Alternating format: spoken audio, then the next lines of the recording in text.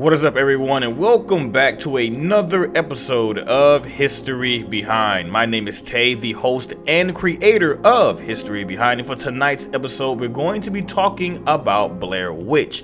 Now, before we start this video, as always, if you guys would love to see more here on History Behind, please remember to like and also share this video. It does help me out a lot, and make sure you guys hit the bell notification so you always stay up to date when a new video is released. That being said, thank you guys so much for tuning in here tonight, and as always, I hope you all enjoy the video.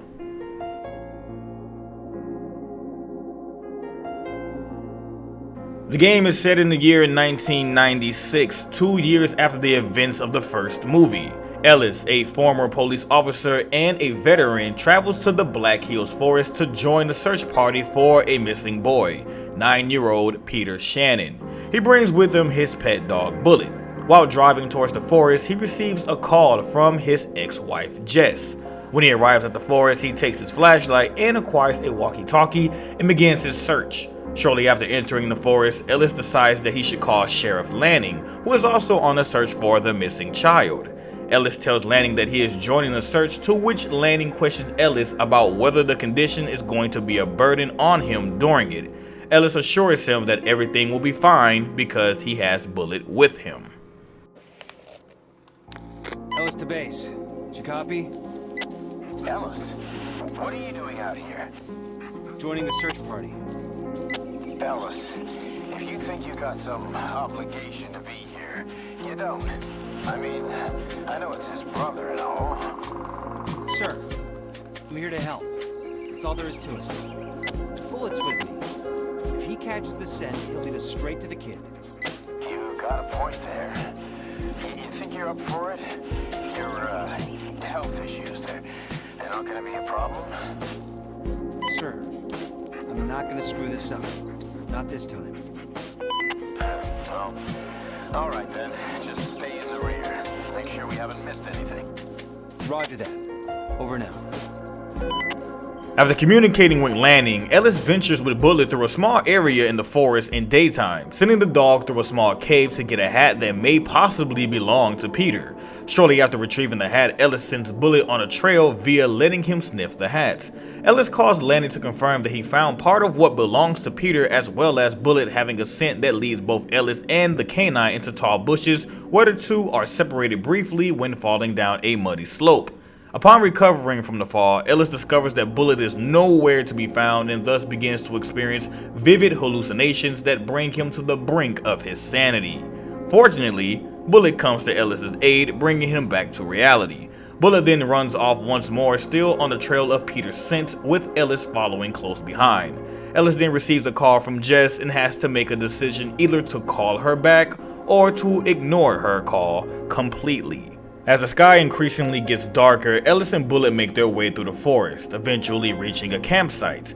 Ellis discovers a camcorder placed on a rock. He picks up the camcorder and checks it, before blacking out and going into an unconscious state. Ellis begins to dream, and his dream recalls back to a previous point in his life where he was arguing with Jess, whom he desperately wants to fix mistakes with. Jess is seen leaving the room, and Ellis can do nothing but watch. It is then cut to another part of his life where he is in the living room, a pistol in his hands, with the TV screen showing an incoming call from Jess and a police siren light flashing through the windows.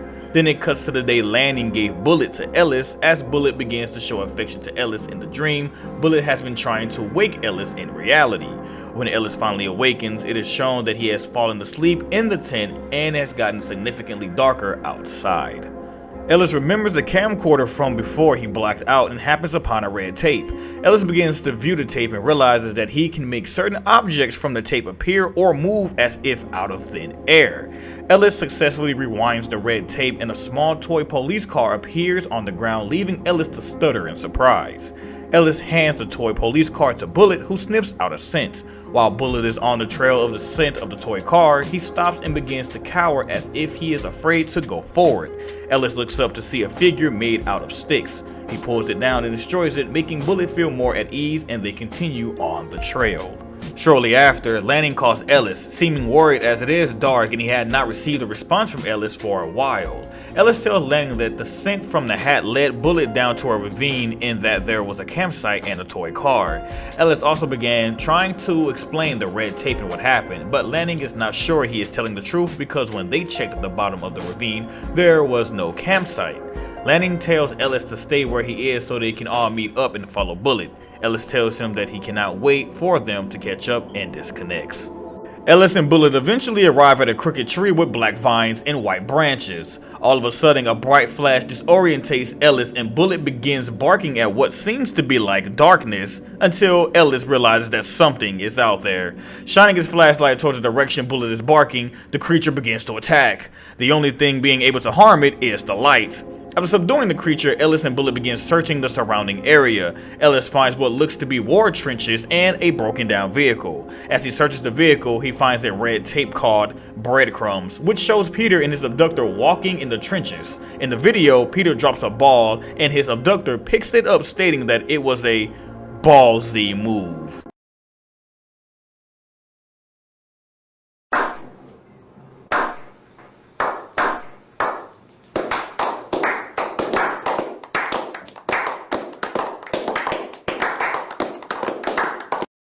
Ellis walks back to the trenches to find the ball and Bullet begins tracking the scent once more. The scent leads them to a tree that blocks their path. Ellis gets rid of the obstacle by rewinding a segment in the red tape. Unfortunately, the path that was covered by the obstacle was broken. Ellis decides he will need to find an alternate way to reach the other side of the forest. Ellis receives a call from Lanning on the walkie-talkie stating that he can't find anything except for a white tree. Ellis tells Lanning to stay put until he makes it back to the tree and the three of them can continue the search together. Ellis reaches the crooked tree, discovering Lanning is not there. Ellis calls Lanning asking him where is he. Lanning tells Ellis that he is at a white tree, thinking that he may have got the wrong one. Lanning eventually gets exhausted with Ellis telling him that he shouldn't have joined the search and more. Ellis responds angry to Lanning. Lanning does not respond. Ellis decides to continue the search with Bullet instead of looking for Lanning. As Ellis and Bullet are heading back to find another route, the broken down truck from before is now Lanning's truck. Approaching the truck, Ellis sees a note that reads, Channel 3, say the light. Ellis turns the radio to channel 3 and says, the lights. Someone on the other end tells him to turn on the headlights. Ellis opens the truck to find that none of the electrical is working. After looking around under the hood and in the fuse box, he finds that the battery was disconnected and some of the fuses were blown. After fixing all the issues, Ellis gets back in the truck and switches on the headlights. A bright flash envelops everything around Ellis and he steps out of the truck to find that it seems to be the next morning. Continuing on his search, Bullet finds a pile of leaves and branches and begins digging and whimpering. Ellis helps Bullet uncover Lanning's body. Ellis investigates the body as best he can and then continues on the search. Depending on what he did at the beginning, he can call Mrs. Lanning to inform her of Lanning's fate if he got her number. Ellis discovers a tape of Lanning's murder and decides to find whoever killed Lanning and abducted Peter. Ellis follows Bullet back the way they came, only to find that the river they crossed is now dried up. While walking across the river, Bullet begins to sniff at something, an old soldier's helmet. Ellis begins examining it and is told to run. While running, Ellis hears gunshots and dogs barking and sees flashes of light are coming from all around them until they come to a very large tree with an opening in the trunk. Ellis begins to follow Bullet through the tree, hearing a voice saying, "Come to me, Ellis." Ellis' flashlight then goes out and he loses Bullet. The voice keeps getting louder and the darkness just grows until Ellis falls down, going deeper into the ground. Ellis' flashlight finally restores its light and he realizes that he has to find Bullet and get out of here. He runs through the underground as fast as he can, but gets stuck in between two walls. He starts to give up, but then realizes that he can't and pushes through, freeing himself and continues to run through the dark underground. He continues to hear the voice as he is calling out for Bullet. He finally gets to an opening, but he falls down and begins to crawl until he passes out again and begins dreaming. The nightmare starts off with Sheriff Lanning asking Ellis what happened off the record. Ellis was responding to a robbery call. Ellis pulled out his gun and told them to stop. Adam Shannon reached into his pocket and Ellis fired on him, severely injuring him. We then jump to Ellis waiting outside of the hospital room where Adam was being treated for his injuries. Ellis is then heard talking to himself out of seeing Adam because he could have crippled him for the rest of his life, and instead of apologizing and checking on Adam, he leaves. Then we are in front of a building where it is just raining dead soldiers and Ellis is holding a gun. The next scene, we wake up to Bullet trying to wake us up again, and the whole forest has changed.